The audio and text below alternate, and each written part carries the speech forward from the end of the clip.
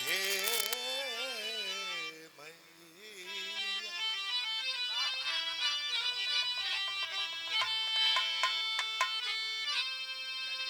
जय गुरु बंदे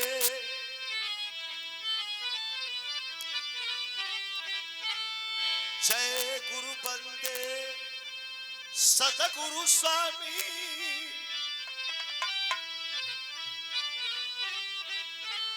सतगुरु स्वामी विश्व गुरु के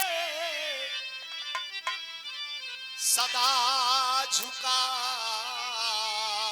माथ।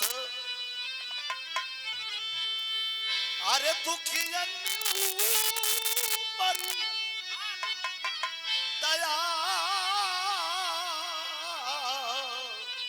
करी। जय जय दीनानाथ।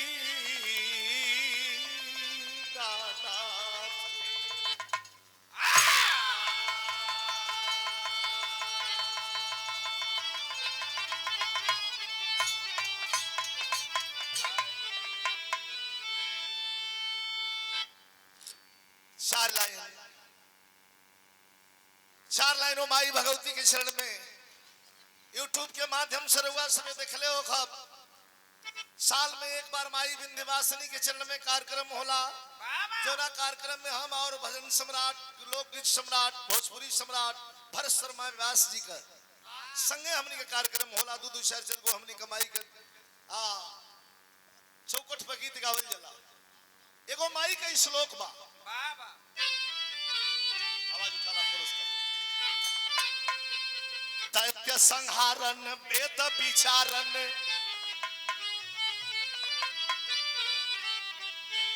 दैत्य संहारन वेद विचारन और दुष्टन को तुम ही दलती हो। अरे कर त्रिशूल लिए धनु पान और सिंह चढ़े रण में लड़ती हो। तब बाघ पुराण की सिंहरा की ध्यान धरे शिव को जपती हो।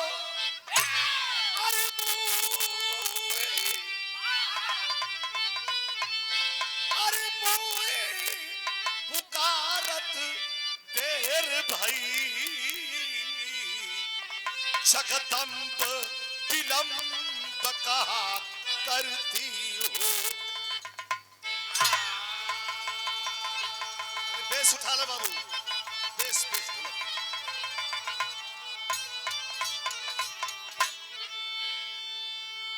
आई एगो सदगुरु भजन। कौन गुरु और कौन सदगुरु? बड़ा विद्वान